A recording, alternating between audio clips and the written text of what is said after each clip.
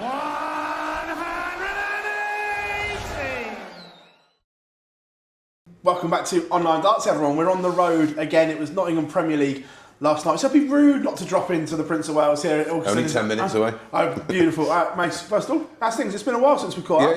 Yeah, good. Keeping busy. Did the Pro Tour, what date? Yeah, this week, which I enjoyed, working alongside Rod Stubb, which was the first time I worked with Rod and Mark Wilson. So really enjoyed that. Some unbelievable darts, but I'm sure we'll touch on that. Yeah, just got back from the UK Open, where unfortunately I was a little unwell. I'll say you feeling better now? With food poisoning. No thanks, mate. We love you, but Gate crashing. Just keeping busy and loving it right now. We're having a unbelievable spell again. Sort of everything's getting shared around and some great performances, 9 darters, and some great stories. Yeah, you feeling better now? Because I've never seen you look that ill. Yeah, it was scary at times. I've had food poisoning before, but years and years ago, and I literally just had this wave of sickness come over me, and then I passed out, and then the paramedics were there. But paramedics took me back to the hotel, sorted out some medication for me. I had 36 hours where I didn't eat, which won't do me any harm. And then felt fabulous. Did one of the quarterfinals on the Sunday, and then did the final in its entirety, which again was a fabulous final. Well. Yeah. Could have been more competitive, but fabulous performance, maybe. Yeah, we'll come on to that thing, but I want to take you back. Last time we spoke was about a month before the Seniors World Championship, and the curtain was coming down, and obviously being there, and I got to commentate on your final TV game, so that was a real honour. But when you look at it, did that sum up your career in a nutshell? That the carrot was always there. Yeah, I hoped it didn't matter as much, and it shouldn't matter as much, but just you know the players and how much it means to them. Look at Ross Montgomery and what he said about lifting that title. It means an awful lot, and it meant too much, and I just can't deal with the anxiety attacks. And when the most frustrating thing is, if you put a secret camera in the pub and I just said, I'm going to have a couple of hours practice this afternoon, you'd go, mate, unbelievable.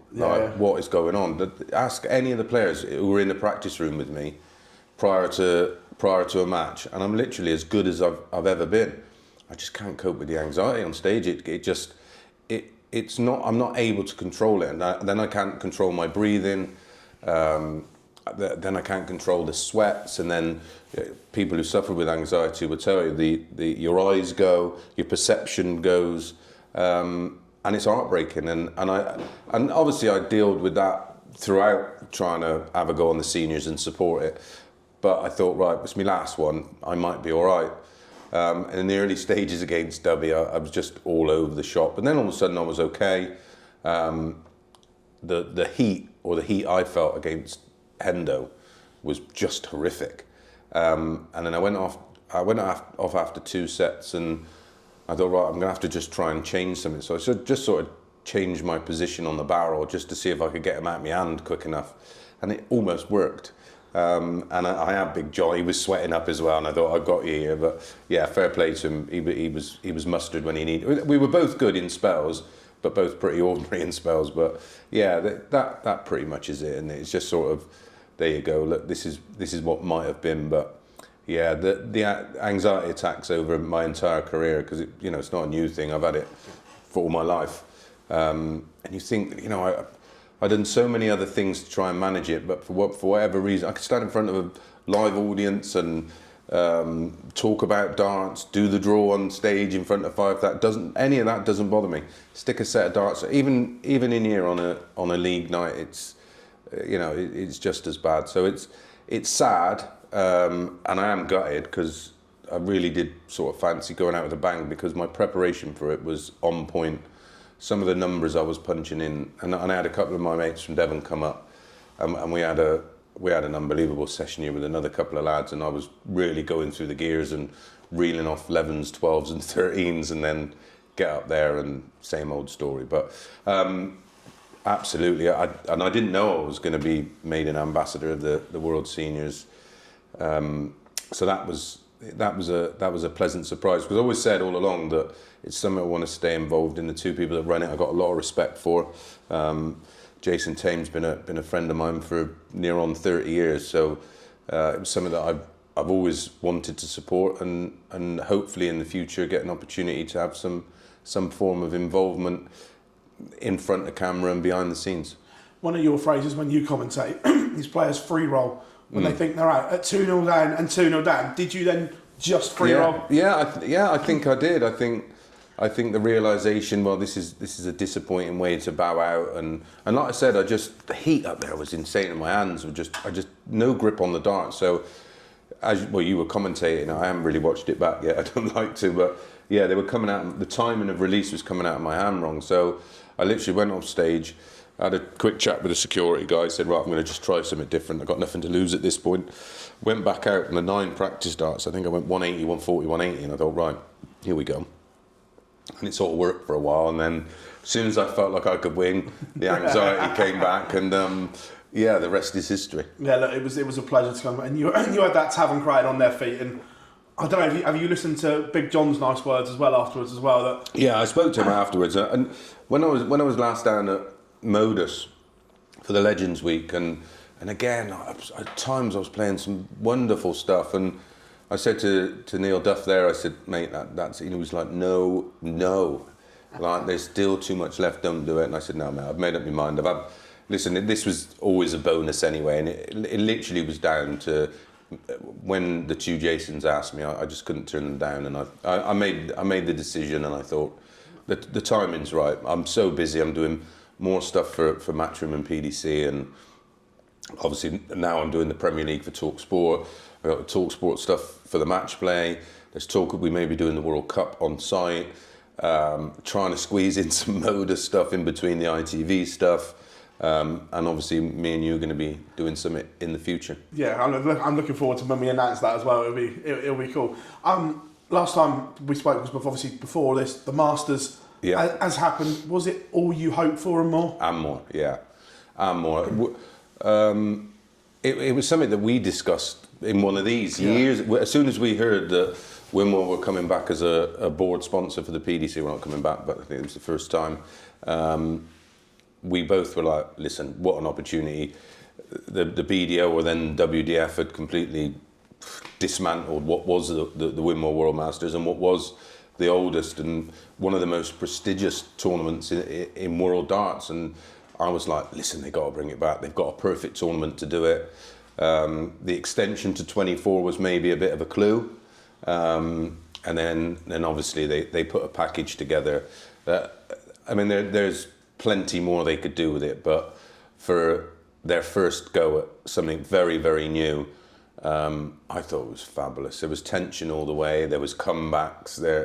The nature of that format is fabulous for creating drama, and it didn't disappoint. Or just manifest chaos. And it did. The trophy as well, a throwback to near on as the old one, but with a modern twist as well.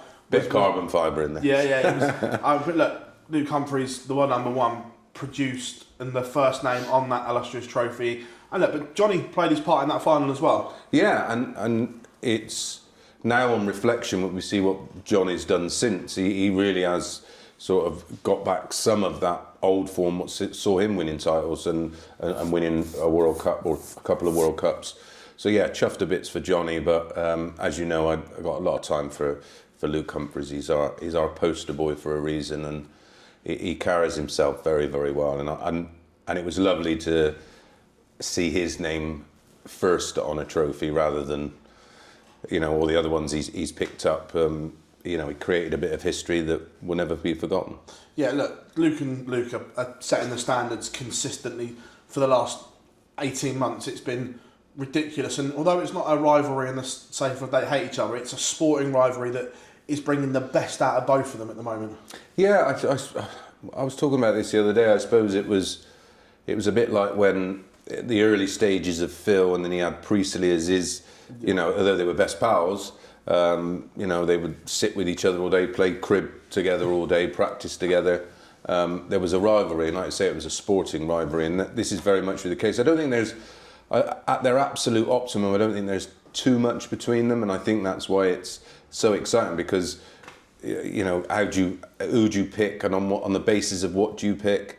Going into last night's Premier League, you know, Humphreys played below par at the recent Pro Tours, where Luke set a personal best 122.96 average, which was bonkers. I've also seen James Wade set a PB, which is remarkable when you think about it, when you think of the how long he's been playing.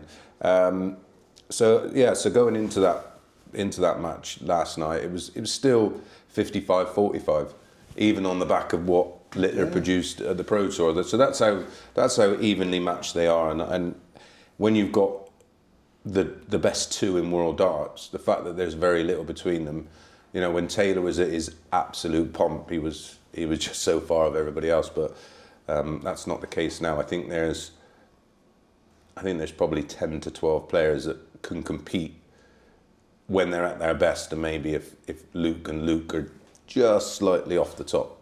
Well, I'll come on to another point in that in a minute, but obviously from there, Luke went and won the UK Open again. Only one average under 100 for the whole tournament, and that was like 98 or whatever it was against Krzysztof Ratajski. It was just almost set that he was unplayable in my head that weekend. Well, he had a 19-game streak, didn't he, where he was not necessarily unplayable, but he has this canny ability where he doesn't give you everything. He keeps something back. And then when he really needs to hit the afterburner, he's got something left in the locker, and Phil was very much like that. He wouldn't go all out. He'd probably be playing at 75-80%, and then he knew if by chance someone sort of produced, he had something to back it up with. And Littler, during that little period where he picked up a Premier League title, Euro Tour and a UK Open, all in the space of sort of 10-12 days. Yeah, well, it was 10 days. He went one on the Sunday. Yeah. One on the Thursday, and one on the Sunday. And one on the Sunday, yeah. And in this current field, that's pretty remarkable. You know, it was funny. Rod Stubb was saying to me about, you know, everyone saying he's unplayable, unbeatable. How many tournaments has he entered and played in? How many has he won? That's how hard this sport is right now. Although him and Luke are head and shoulders above everybody else. Well, we've had 6 different winners on the Pro Tour. Has he won one yet? No. You know what I mean? That's what I'm saying. So, although he's going to win a lot, the chances of him winning everything, because the field has got so much depth now, and if you are just slightly off, that there's no fear factor, I don't think, anymore in darts. And doing a Pro Tour up close and sort of getting there at 10 o'clock in the morning, didn't start till 1, so I had a good sort of 2 hours before I start. Well, I'd done most of my prep anyway, just mingling with all the players and just trying to feel how they feel. There's so much confidence on that Pro Tour because they're seeing players all win one. You know, what did we have last year? 20 different winners? It was mad, yeah. 20, I think it was 20 or 21 different winners in 32 events last year, because there's 2 more this year, 34. And that's inspiring, and people like Mike De Decker are inspiring. People like Bunting are inspiring. People like Richie Edhouse are inspiring. And as you know, I just don't follow that idea of, you know, it's now elitist and the top end, no one can break in. Win a tournament. You got qualifiers. If you're in the top 16 of the Pro Tour Order of Merit, you know, just go and win one. Do what Richie Edhouse has done. Do what Mike De Decker has done, and look what they'll go on to do, I think. Yeah, obviously you touching on comparisons there, and it's been quite a week of comparisons. I don't know if you've seen it yet, but Bobby George did a bit with Talk Sport, and what do you make of that Prime Taylor wouldn't get near this version of Littler? Absolute bollocks. Honestly, I read it and I thought, is it clickbait? Have they misquoted him? I thought so as well, but I listened to it. Yeah, same. I mean, I read it and then I found the recorded version of it. It's bollocks because the stats. Listen, this game gives us numbers. I've seen with my own eyes all of the players put under it and they wilt. That didn't happen to Taylor. he would get stronger. His average, the averages are comparable. They just Taylor still has averages which were on inferior boards, which still stack up against the elite of the last 8 years. So that's why it's bollocks, I'm afraid. I understand. If they're on about now, then it's a mismatch, right? Yeah. But it's not. The fact that he says, "Oh no, Taylor wouldn't have beaten him." What? Taylor had tournament averages of 108 and 105, and played. He averaged 113 against me over 24 legs. So I'm not speaking, but this isn't an opinion. Just do a bit of research, dig a little deeper, and find the numbers. And the numbers will show you. Oh, hang on a minute. And how good would have Taylor been in this era, and pushed a little bit harder at his absolute prime, playing in all these events? No, I'm afraid. I love Bobby to bits, but that is just so wrong. Well, the other one as well that's been off the back of that, people have then gone, and that 2 years that Michael had where he 16, won 17? It's between 16 and the end of 17, where he won 71% of all tournaments he entered. Yeah. That I'd forgotten. You know when you forget about things like that, and I'm just like, wow, and stuff like that. So the comparisons prime MVG to prime Littler has then sprung from that as well. Yeah, listen, we've all seen these anomaly averages like what Luke hit at the Pro Tour. We've seen it. I mean, I had one against me, Mick McGowan, years ago, pre-Dart Connect, of course, when you had to write it down. Red pen. Yeah, red pen. It was easy to do because I didn't win a leg, so it was just work out his legs, and his legs played, and we come up with the numbers. Kyle Anderson had some monsters. Yeah. Peter Wright's had some monsters. MVG's had some monsters. But again, it's like I always say, when you look at doing these top 10 in the world scenarios and who's the best player in the world, there's elements of everything. You can't compare averages, because that's like comparing Ayrton Senna's lap time in a slower car. You know, the Formula 1 cars are faster than the Formula 1 cars. The circuits have changed. You can't make comparisons. There's generational, and it's different equipment. But ultimately, with darts, they do give us a lot of numbers that we can use to almost compare it. Like dartboards are between 12 and 15%, with the scoring areas between 12 and 15% bigger. So I always say, if you look at some of the numbers put in by the old boys, just chuck 10% on it, and that'll give you some kind of area of where they were. But people like, when you talk about people like in their pomp, well, we don't know yet, because Littler's not finished. He's not the finished article, is he? We don't know how good he potentially could be. At 18, I think. Ridiculous. At 18, he's probably maybe 10, maybe 7 years off peaking. I don't know, maybe 25. He'll peak then.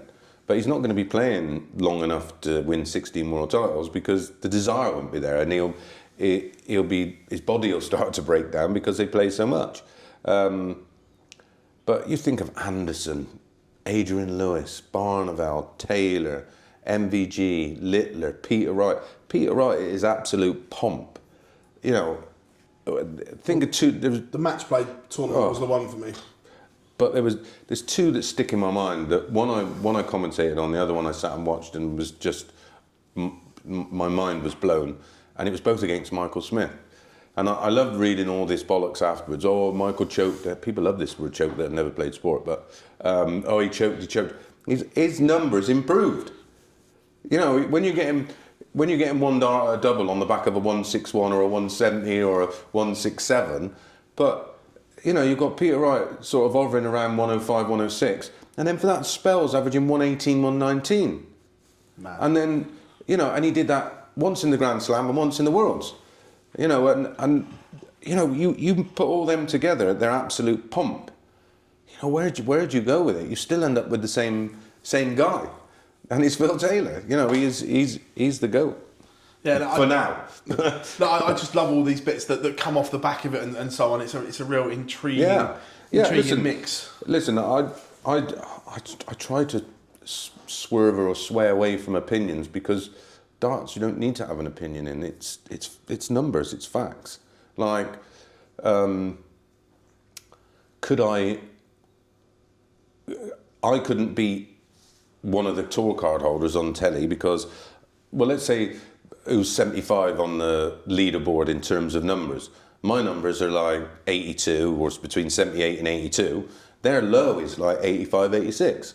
So I'm not having an opinion. No one's having an opinion on that. Ultimately, my level of play is not good enough to beat that player. On any given day, could it happen? Of course. Could I do it 6 times to win a big tournament? Probably not. So, yeah, opinions are pretty futile in certain sports, and one of them for me is darts. Well, you touched on Taylor and Littler, and it's been teased by Target that it's going to happen. And where do you stand on this? Do you, as a fan, do you really want to see Phil dismantled by Luke? Because that's what it's going to be. Look, Phil's openly said he doesn't pick him up anymore. No. Look, I get the nostalgia and it, the best of all time against the generational coming through, but do we really want to see Phil dismantled by Luke? No, I'd rather see him sit down with somebody and talk about their careers, what they think of each other, what they know of each other, talk about individual tournaments and mindsets and goals and that sort of thing. There's no, it's not necessary. He's the world ranked number 2 player in the world. Arguably, him and Luke Humphries are the 2 best players in the world. That, again, that's not an opinion. It's facts, numbers, everything else state that, results, titles. And you think what Littler's doing to some of the top end Pro Tour players, wiping them out. And if it was, it's like seeing, it was like seeing Muhammad Ali against Larry Holmes. It made me feel sick. I was going to say Mike Tyson against Well, Jake Paul. No. Yeah, that was sick-inducing for me because why was he doing it? Larry Holmes was, it's a bit like Trevor Burbick. They were sparring partners, and so they knew their game inside out. Ali was just washed in a shadow of himself, and to see him take a systematic beating, what for? He couldn't have needed the money. And it's a similar situation to Phil. Maybe it's an obligation to Target, or if they did it as a bit of fun, and did it on an old board or something a bit different, or them dart skins games, something a bit but of not fun. just a straight up. I don't want to see him. Everyone's perception or what they think I think about Phil couldn't be farther from the truth. Did we clash? Absolutely. We've had this discussion before. It was my fault, right? It's like, it was a mixture of jealousy, frustration, all of that. But in terms, do I respect him as a dart player? Absolutely. And as I always said, up till this point, he's the greatest of all time, and that won't change unless someone does something different. But do I want to see him go up there and get pumped by? No, not by anybody. Never mind an 18-year-old lad with the world at his feet. I just think, like I said, I think it would be a spectacle if it was done in a certain way, but I'd much prefer to see them sit down in front of an audience and maybe take questions, or, maybe just discuss each other and their opinions on each other. I think that would be more interesting, but there you go. MVG, are you concerned right now? Because it looks as if at one point he managed to sort something out and find something, but at the moment it is like an absolute roller coaster. we get a 99 or 102, and then we get. Well, on the Pro Tour he was fabulous. He had 108 and something else, and then I don't know where his game. Well, we both know what the problem is. It's the broken. He hasn't got a broken wrist, but the wrist is the break in the wrist and the dart pointing down. Sometimes he can't get the timing right. When he gets the timing right, he's mustard. And he can still produce, we've seen it. But the problem he has now, he's not going to get away with a 90 or a 92 off pretty much anybody. Certainly anybody inside the top 32 in the world. If he goes at there and average 90, the likelihood he's going to get beat. And where he may have got, although he didn't have them kind of performances at his pomp, even if he was at his C game, it was then more than enough to just about get over the line, and then next round you'd see the real Michael van Gerwen. But Yeah, I sort of briefly sort of said hello, but how can, it's hard to try and give someone who's been as successful as him any kind of advice, but yeah, and now it won't. You couldn't change it now anyway. That throw will stay now until it evolves into something slightly different or even more pronounced, and then he will be in a big trouble, because I don't think it would work at all then. Well, a couple of bits off of that. One, you said about not being able to give players advice. Is that where darts is almost short-sighted? Because we see golfers, like the very best golfers in the world. They have a coach. They have a coach. Right from the beginning. They might not even been a successful golfer at top level. But was Alex Ferguson a good footballer? But they're coaching and so on. Is that where darts, not just in my course, but in general, is very short-sighted? Well, we have this mindset, don't we? I get it all the time. What's he won? What does he know about it? He never won a world title. Well, I got closer than you, mate. And it doesn't matter. Customato, one of the greatest trainers in the world, he didn't do anything in boxing.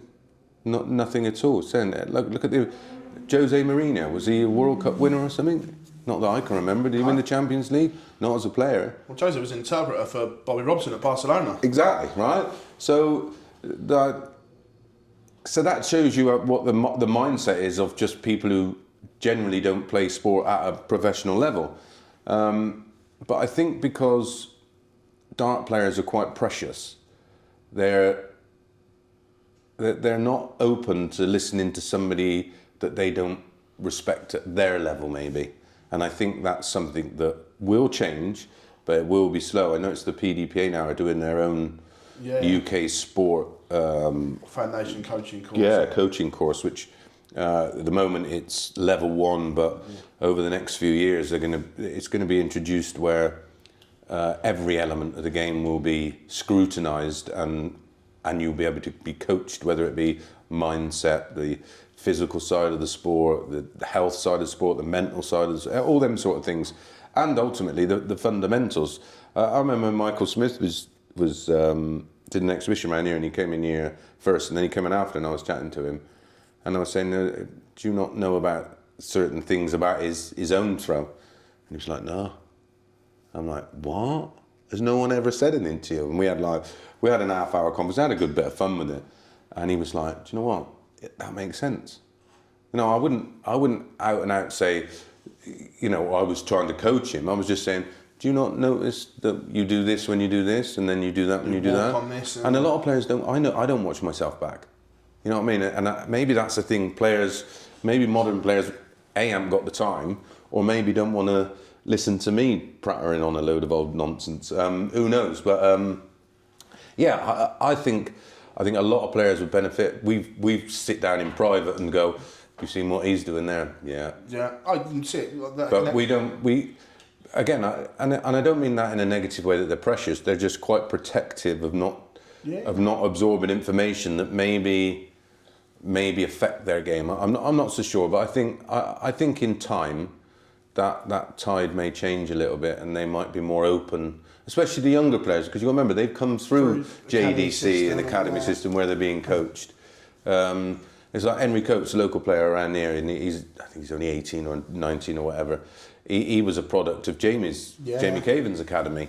So when I sit down and talk to him about darts, he absorbs it. He's like a sponge, and that's the difference. If I sat down on a table, and I'm not going to pick names out because there's no point in someone to make something of it. I can imagine going, "What? No, that's bollocks." No, I get it. Yeah. But there you go. It's something I think, again, our sport is constantly evolving, and I think it's something that will be taken advantage of. The other one on MVG, he's been below his standards for two and a half years, and he's still world number 3. And I had a look at, I know before everyone says, I fully appreciate there is a whole season's worth of money to go on yet, but he's still clear at world number 3 on the tour card race as well, because he's not as if he's not going to pick up anything. Is that incredible and shows the levels that even with a flaw in his action and playing poorly, he's still ranked 3 in the world. Yeah, well, he doesn't play poorly all the time. That's the frustrating thing in watching. Listen, I love Mike to bits, and I love playing him and I love watching him. But he just has the odd game that will find him out now, and and because he's getting beat, there's a little bit of vulnerability creeping in. There's a little bit of lack of confidence. You look at Pricey, if he hits doubles from the first game in a day, or the first leg of a match, inevitably he will go through the match and hit doubles. He did it last night in the Premier League. If he misses early, then that trait carries on as well. Yeah, and that's because they're human. Yeah. And Michael's not used to, one, not winning. Being human. And two, not missing. Yeah. So he's having to deal with all that, and I think his priorities may have changed slightly. Listen, although he's not happy with the darts or with the results necessarily, I don't think I've ever seen him so happy personally, which is way more important. Listen, he's got the T-shirt. He's done it all, hasn't he? There's nothing left for him to do. He's a 3-time world champion. If he didn't win another thing from now, he will still be regarded as one of if in some people's opinion, the best. In my opinion, one of the very best. Don't matter whether it's 1, 2, or 3 in a few years' time. He's one of the best. He will forever be one of the best players to ever grace the hockey. Grace the hockey, yeah. Stephen Bunting, did he walk under a ladder, kick a black cat, walk over 3 drains? All of the above. He's pointless in the Premier League after 6 weeks, but the performances are ridiculous. I think it's the last 5 weeks or 4 or 5 weeks that he's lost to someone averaging in excess of a ton, and his tournament average, I think, for the Premier League is around 99 or something like that. You've got to feel for him because he looks like he's rock bottom and out of it, but he's playing well. Well, that's a perfect segue and example of what we're talking about. There's just too many good players who are on their day capable of beating each other and beating the very best. And at the time, I'm pleased he's in, but my concern about someone who hasn't been in when was the last time he was in it? It was years ago, wasn't it? Yeah, he got a night as a contender in Liverpool. In Liverpool, and he's always been chasing that Premier League. Some players love the Premier League. I'm not so sure about it, but if would I have turned it down? Absolutely not. But when you're already established, and I'm not so sure about it. Look at the damage it's done to players over the years, and it seems to be spilling over into other parts of world darts in terms of Pro Tours, in terms of Euro Tours, and I worry about that. I worry about the mindset. Look what it did to Peter Wright. Yeah. 2 years bottom. Once you're bottom, you can't close that gap. It's horrendous. To win. Yeah, and then you forget how to win everywhere else, and you feel embarrassed. You know everyone's talking about it. You know everyone's going, we ain't won a game yet. Should he have been in it? And that kind of talk. So, yeah, I always worry about it. There's always going to be someone down at the bottom, but it's like every sport that has a league. But yeah, it's not nice. It's not nice to see. And yeah, I'm with you. I'm thinking, well, he's playing lovely. Other players have performed at a lot lower level and have points on the board. So yeah, it's one of those. Listen, we're not even at the halfway point yet, and he could play himself out of it. But I think the top 3 will pretty much stay as the top 3 for me. I think we said in an interview in teeing up the Premier League, we picked the top 3. We think P4 is the position that will go back and forth for the rest of the season. Nathan Aspinall, but he's openly spoke that night in Dublin has completely changed his season, and just watching it felt like an absolute release on that stage. And now we're starting to see the Nathan Aspinall of old come through. Remarkable how just one night, one game can completely change someone's season. Well, it just shows you how much confidence plays its part in all sport, but especially individual sports. On the other end of the coin, you got Bunty. If Bunty would have had one a night, would we be seeing the same version of Stephen Bunting now? No. Would we be seeing the same version of Nathan Aspinall now? Probably not, because that's the nature of the beast. That's confidence for you, and winning breeds winning, and you need to win. And it gives you can have all the, like I said, you can have all the belief in the world on the practice board. I felt like I could go and get a tour card in for spells of 10 and 15 minutes. Could I get one? Absolutely not. I probably wouldn't win a game, but if you then go out and you produce, you think, oh, hang on a minute, hang on, I can do this, and that's what Nathan's got right now. And you know how much I absolutely adore Aspinall. I love the way he plays the game. I'd love to have been played. If I had his mentality, who knows what I could have done, because he just plays with, I don't know, just a fierceness. He really is he's a real dog.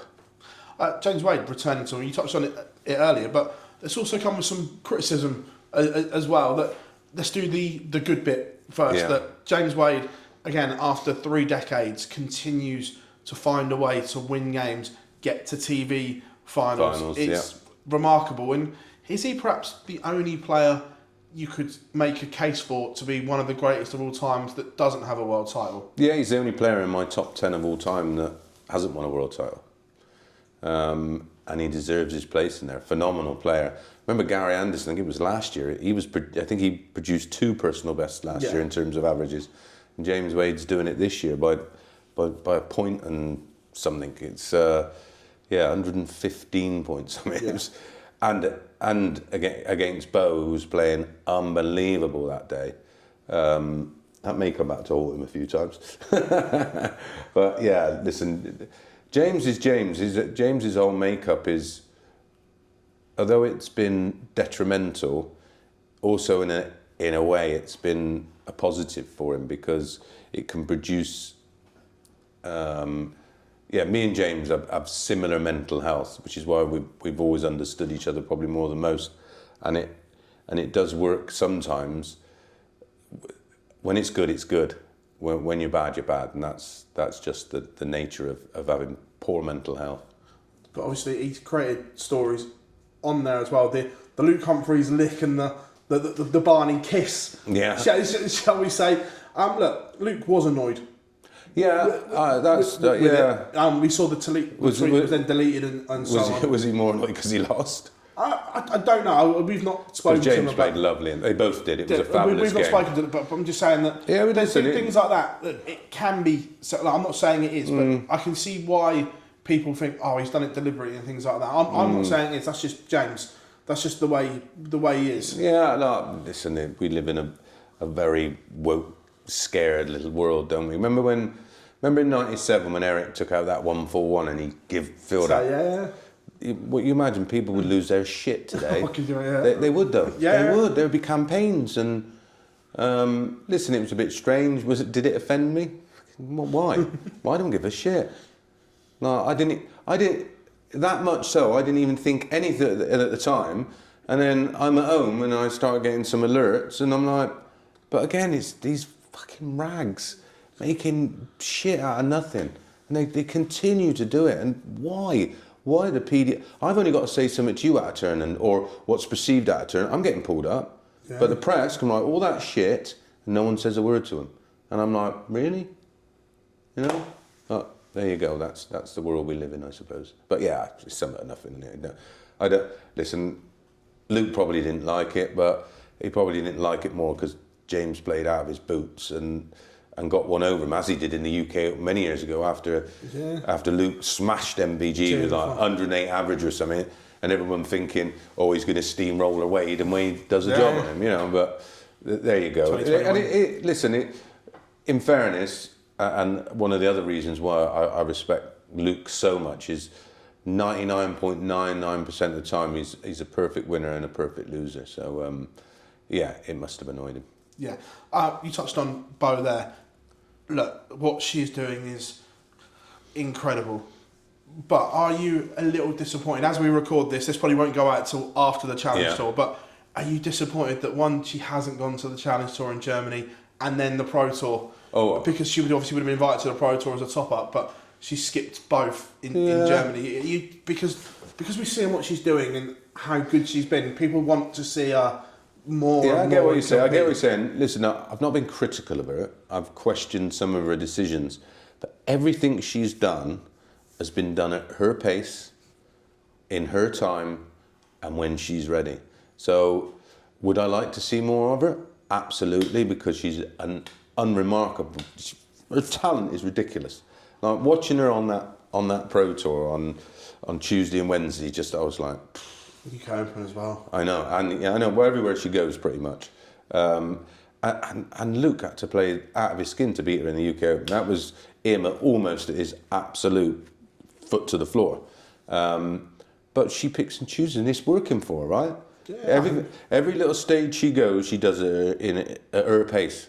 And so far, everyone was saying, "Oh, don't play in the WDF. Do this, do this." She's gone over. She won it. She obviously wants to. She wants to defend her title. That's where her career started, and she probably feels some kind of loyalty to that. Would she make more money playing the PDC Worlds? We don't know. We don't know how the draw could play out. We don't, it's question marks. I mean, she does things when she wants to do them, and I can't fault her. But me and you, being selfish, we're like, why aren't you playing in this? Why aren't you playing in that? Why aren't you playing in this? And she probably gets that, and she probably gets that a lot from when she's, going out for a practice or going out with her pals. But yeah, so far, so good. She's done it right. Is now the time, though, that she makes the switch to Ali Pali, do you feel? Because with the greatest will in the world, her arm has to fall off for her not to win Lakeside. And look, I get it's another title and so on, but when you go there knowing that you can't lose, because the golfing standard between her and everyone else, it's too big. It is. So is now the time? And vice versa. We've heard some females openly say, I'm not going after that because I can't. It's not worth it. Like, I'm not as good as her. I'm not. But and then so if Beau's not there, does that then in turn make that system stronger because more are going to play in it? Yeah, possibly. Yeah, you could have a point there. Yeah, if you're not as ambitious or whatever, I suppose. It must be hard for the PDC as well, because I'm sure they'd absolutely love to see her playing at Ali Pali. Do we even know if the WDF's on the next one? Has there been any? Well, dates are out and tickets are on sale for it. Wow. There's no prize money, TV or anything, but the dates are there. And I mean, if I was her, I'd get the WDF to somehow reassure her, one, that there's going to be a Women's World Championship, and how much can she win? And if it's going to come down or there's too many question marks, that may help her make a decision. But I think, what did she get last year? 25? 30. 30. Oh, no, it was 20. It might have been 25. 25 or 30. I can't remember off the top of them.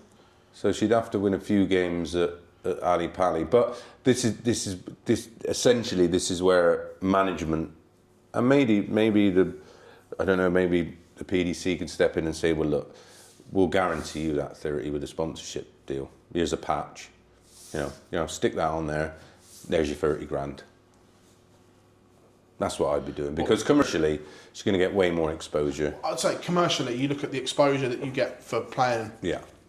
And especially with who she is. And not just that, we're expecting it this month that Barry said the updated world prize money is due. Oh, there's going to be more prize money, is there? Well, funny you should say. Wow. That it's due this month. Don't buy it. Don't buy it. So, look, we're expecting it to massively go up. So, well, they've got a few extra coffers in the bank, haven't they, with the deal and everything else. But from what I've seen in interviews that you did with Matt and the one that done with Barry, I think maybe they're not looking at prize money at the very top level. I think Barry's dream is to have £1 million first prize to the Worlds. Will it come this year? I don't think so. But again, that's something I can have an opinion on. But from sort of the feedback and what you're hearing, I think they want to bolster the other tournaments up a bit because the problem we've got, if you go up and win £1 million, right, you'll be world number one effectively for nearly 2, potentially. Well, for at least a year, right? And then probably in the top 4, and then could be outside the top 20. And that's where it's flawed.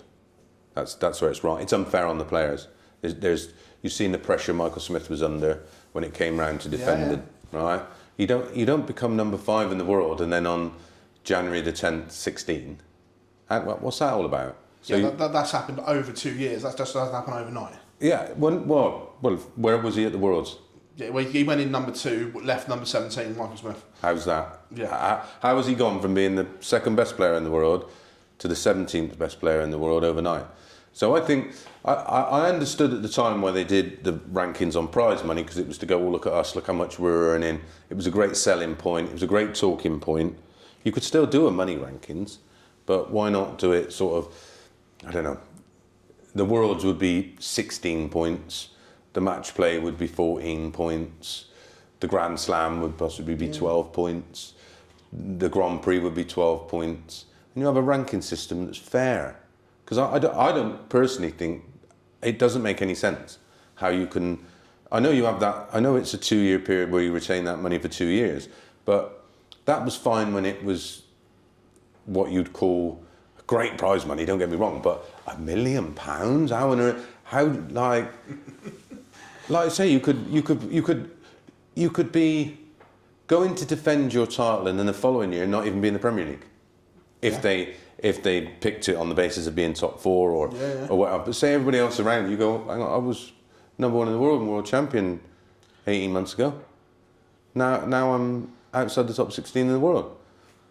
And of course it's going to become more difficult because it's going to be just such a disparity between that £1 million and everything else. To bring that up to line, what are they going to do, $500,000 for the match play? It'd be interesting to see how it is distributed. Yeah. But I think maybe that will be their plan, is to distribute the money lower down as well. Well, if they do that. Well, that's my point to Beau, that if they put the money up for round 1 at the Worlds, then there's a decision to make. Yeah, and they're going 128 this year, aren't they? Yeah, extra 32 places. So even if they did 10 grand first round, there's another 320 grand on top of what they already pay out. See, this is where it becomes. That's where I didn't really. It was a bit like when I said about players getting something for losing in the Pro Tours. I stand by that until you actually break down the cost, and maybe that is where some of the money will go, because you're in a tournament that's being sold online. You're not in an open. It's a tournament, a 128 player tournament. Although it's free to enter effectively, which really it's sort of not when you think how much the PDPA money goes and everything else. But yeah, to have first round losers money, words out, it was a fortune. It was a fortune to do it over 34 tournaments. Even if you give them 500 quid, it's 32 grand times 34. Yeah, look, it's a lot of money. But maybe that will be their thinking in sort of year 1 of this new Sky deal, and of course they've still got to secure a deal with ITV, because I don't think that's been done yet. Well, you kind of beat me to that. Obviously, where you work for ITV, you've been privy to any conversations whether that deal is close or being talked about? I'd be surprised, because it's a great tool for them being free to air and encourages people to get a Sky subscription, doesn't it? Yeah. Because you randomly, if you're a casual fan but you're randomly watching, I want to watch some more of that. Where can I watch some more of that? Well, you have to get a Sky deal, which then cements their deal with Sky by attracting people to subscribe to the darts on their channel. So it'd be interesting to see what goes. I don't know anything. So no, honestly, I don't. If I did, I'd tell you anyway. On that as well, is there any news on whether the World Series events are going to be, in brackets, live and not just extended highlights later on for this year? Because that's one of the criticisms that the ITV have had of recent years. I have spoke to people in the industry at ITV, and ITVX is something that we did that sit down for. Where we did, which was really good. We did the 10 most influential dart players, not the 10 best players, 10 most influential. And again, that was content not only for the ITV Sport YouTube channel, but to go on ITVX. And that is very much a platform that I think they're going to push more live content towards. So I think realistically, the amount of money involved to do a live broadcast like that at 2 or 3 o'clock in the morning, where who's going to be watching? I don't think many, like many broadcasters do it, do they? it's one of those. If it was the World Cup football, you get why they do it because it has a much bigger audience. But the one in Australia, that'd be like 10 in the morning. Yeah, which, considering they've only got to take the world feed because it's produced by Matchroom and just put through as a world feed to ITV. It's only Miss Marple on, right? This is my article. Well, Miss Marple for the 15th millionth time episode. Midsummer Murders. Have you seen the viewing figures for those? No, is it astronomical? Insane. 5,600,000, right? So you're like, right, okay, we've got to justify commercially taking that off and putting the darts on. And I'm sure there's other ways you can watch it live, isn't there? It's on PDC TV and things like that, but obviously not everyone has... What's that, 50 quid a year? I don't understand why everybody don't have it. I'd say this on my stream all the time, and I was like, I'm not getting a kickback from this, but the content you get for the year for 50 quid is incredible. Mate, I have it on here. It's like you've got all the Euro tours. All the Pro Tours. CDC. Yeah. Is it some of the Asian tours? Some of the Asian tours, some of the stuff from for Australia. less than £1 a week. Yeah, that is, without doubt. 100%. Because I'm amazed that it hasn't, It hasn't gone up for years. No. Yeah, and if you are a fan, of course, you get priority on booking tickets to attend events. Mind you, not that means anything. no, they're gone anyway. But that isn't the fault of the PDC. No, it's just so I think they try their best, but pre-sales it's just gone bonkers, hasn't it? I mean, like I say, I'm like 15 minutes from Nottingham. I didn't even bother asking for a ticket last night. And everybody, if I had one person, I had 200 people coming through the pub. Can you get tickets for Thursday night? I said, no. They're just not available. They're just not. I'm not even going, mate. I'm not even going to ask. But yeah, in that terms, it's in a good space. But yeah, if you don't have PDC TV, and like I said, we don't get any money out of this, not a penny. No. Get it. It's just incredible value for money. And it does make me laugh. People, you see them sometimes on Facebook going, oh, I can't believe it, it's glitched. Mate, it's 90 odd p a week. What do you want for 90 odd p a week? And it's live broadcast. It's cheaper than a newspaper. A newspaper's that expensive now? I can't remember last time. I was actually in the supermarket, I walked past and I had some headline, I sort of nosed and looked down at the price, I was like, wow. Was it clickbaity on the headline? Of course it was. Last one before we let you go. World Championships, obviously no announcement as of yet. Do you think this is the last year of Alexandra Palace? Well, I've got an idea. For it. The Grand Hall, which is now, or the Great Hall, is it? Great Hall, which is now where the fans' village is and the trucks at the back. That has issues with being leaks. fit for purpose. Well, it's just some of the windows. Listen, it's a seriously old building, right? So it's not super watertight. Let's put it that way. Internally scaffold it, right? And then you dress it up on the inside of the internal scaffolding. Where it's currently played can become your fan village. If it goes into that Great Hall, then there is potential then to do the trucks down that side. They'd have to make some alterations here and there. It would be a bit of a ball ache, but for how many tickets did I work it out as? It's an astronomical amount of money. If they put it in there, I think they can double the capacity of the hall we're in. At least 8,000. Well, I worked it out to be about 6,500 because obviously the dimensions of the internal scaffolding, you lose a bit. And then again, even if you had to put trucks at the back of that would still work, potentially still work. So that is a logistical nightmare. And you've got to remember, they have the snooker coming afterwards, don't they? The Masters. But maybe they would then set that out in there, or what would have been the fans' village would then become, that's where they just keep the snooker in there. I think they'll want to do something. It's a bit like the Crucible, isn't it? They're in a bit of a quandary, a bit of a dilemma, because the demand for tickets is there, but they won't build them a venue that would suit the demand. And if Barry or Matt or Eddie, if you've got an event, right, and you represent those fighters, those players, or whatever it is, and you're not getting them the most money possible, you're doing something wrong. As a promoter, you're doing something wrong. With Eddie, who manages fighters, if he says, "Oh, well, I could put it in this venue. I know I could sell it out 15,000, but we're going to put it in here," and we'll lose 5,000 ticket sales. Why? Why are you doing that for, mate?